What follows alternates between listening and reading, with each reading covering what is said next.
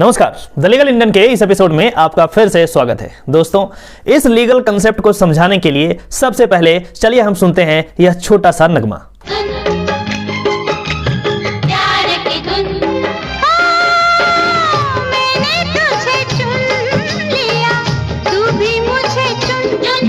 सुन सुन साहिबा सुन, प्यार की धुन, मैंने तुझे चुन लिया, तू भी मुझे चुन, सुन साहिबा सुन। अब इस गाने के वर्डिंग्स को आप ध्यान से देखेंगे तो आपको यह मिलेगा, सुन साहिबा सुन, प्यार की धुन, मैंने तुझे चुन लिया, मतलब I have given my consent, तू भी मुझे चुन चुन चुन चुन। इसका मतलब क्या हुआ कि अब आपकी कंसेंट की बारी। मतलब यह हुआ कि कंसेंट का जो इंपॉर्टेंस है इस गाने से आपको समझ में आता है। मैं कुछ और एग्जांपल आपको देना चाहूंगा। मतलब जब भी शादी ब्याह की बात आएगी, जब भी मैरिज की बात आएगी, जब भी निकाह की बात आएगी, तो कंसेंट का जो इंपॉर्टेंस है वो बहुत जरूरी होगा। इसी चीज को समझने के लिए मैं आपको इतिहास के कुछ पन्नों में लेकर जाना चाहूंगा। सबसे पहले मैं आपको ले चलूंगा महाभारत की ओर। यदि आप महाभारत देखे हैं तो वहां पर आपने द्रौपदी का स्वयंवर जरूर देखा होगा। इससे पहले कि मैं द्रौपदी स्वयंवर के बारे में आपको बताऊं, स्वयंवर की परिभाषा आपको बताना चाहूंगा। स्वयंवर मतलब यह हुआ कि अपने वर को, अपने पति को लड़की खुद से चूज करेगी, मतलब अपने कंसेंट से चूज करेगी। कोई भी जबरदस्ती उसके साथ नहीं किया जाना चाहिए। ये आज की बात नहीं है, मैं महाभारत की बात कर रहा हूं। मैं आपको द्रौपदी स्वयंवर का कुछ लम्हा यहां पे शेयर करना चाहूंगा।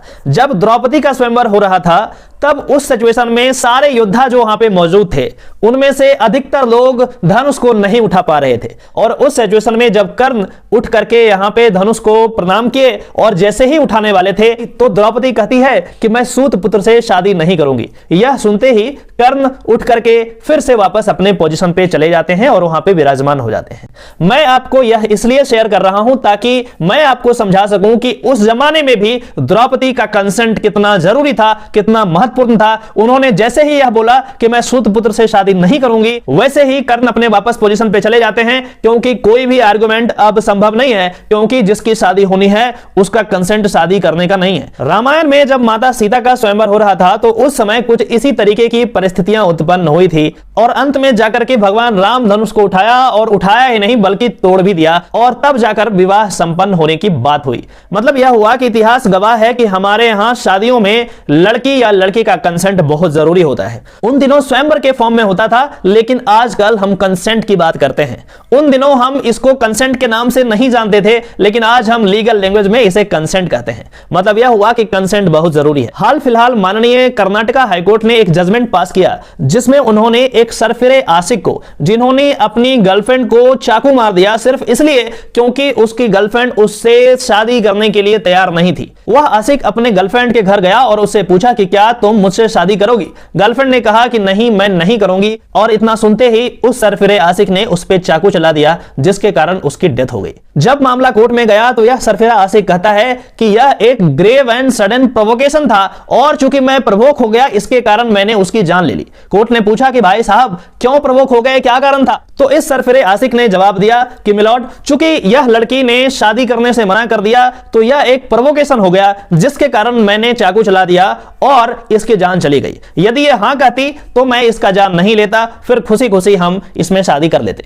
आप में से जो भी लॉ के जानकार हैं, सबसे पहले आपको यह समझना चाहिए कि ग्रेव एंड सडन प्रोवोकेशन का मतलब क्या होता है। ग्रेव एंड सडन प्रोवोकेशन एक डिफेंस होता है जो कि मर्डर के केसेस में लिया जाता है। यदि आप ग्रेव एंड सडन प्रोवोकेशन के कारण किसी की जान ले लेते हैं तो यह एक वैलिड डिफेंस होता है और इसमें आपको मर्डर का चार्ज नहीं लगेगा।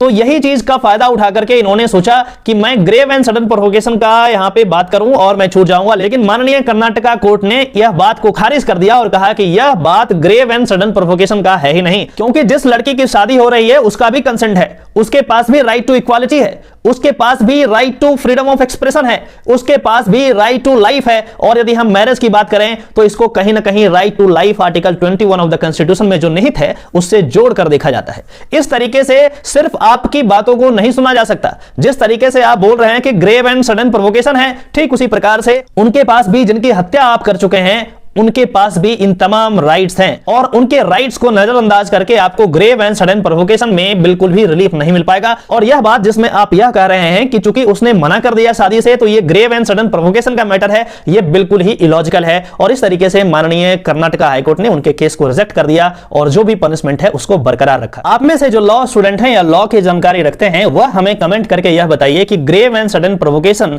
ये कहां पे दिया गया है, कौन से लॉ में इसकी चर्चा की गई है और कहां किया गया है, यह कमेंट बॉक्स में आप बताइए। इसके साथ साथ आप इन बातों को भी बताइए। पहला क्वेश्चन यह है कि यदि एक हस्बैंड अपनी वाइफ को किसी तीसरे पर्सन के साथ कंप्रोमाइजिंग पोजीशन में देख लेता है और उस तीसरे व्यक्ति का हत्या कर देता है तो क्या यह एक ग्रेव एंड सडन प्रोवोकेशन का मैटर होगा या नहीं होगा। इस वीडियो के माध्यम से मैं तमाम नवयुवक को यह कहना चाहूंगा कि लॉ का रिस्पेक्ट करें। लॉ यदि यह कह रहा है कि कंसेंट जरूरी है तो आप बिना कंसेंट के शादी नहीं करें और जोर जबरदस्ती वाली बात तो बिल्कुल भी होनी नहीं चाहिए। इस तरीके का जो केस आता है ये बहुत ही दुखद है, जिसमें कोई व्यक्ति जबरदस्ती कंसेंट दिलवाना चाहता है और कई केसेस यहां पे आ रहे हैं। अभी हाल फिलहाल फरीदाबाद में एक केस आया था जिसमें एक सरफिरे आशिक ने अपनी गर्लफ्रेंड को इसी तरीके से गोली मार दी थी। यह चीज नहीं होना चाहिए। आप लॉ की जानकारी रखें और इसी तरीके से आगे बढ़ते जाइए। यदि यह वीडियो आपको पसंद आता है तो इस चैनल को सब्सक्राइब करें ताकि इस तरीके का इंटरेस्टिंग वीडियो आपके पास पहुंचता रहे। चलिए फिर से मिलते हैं किसी और टॉपिक में, तब तक के लिए नमस्कार, जय हिंद।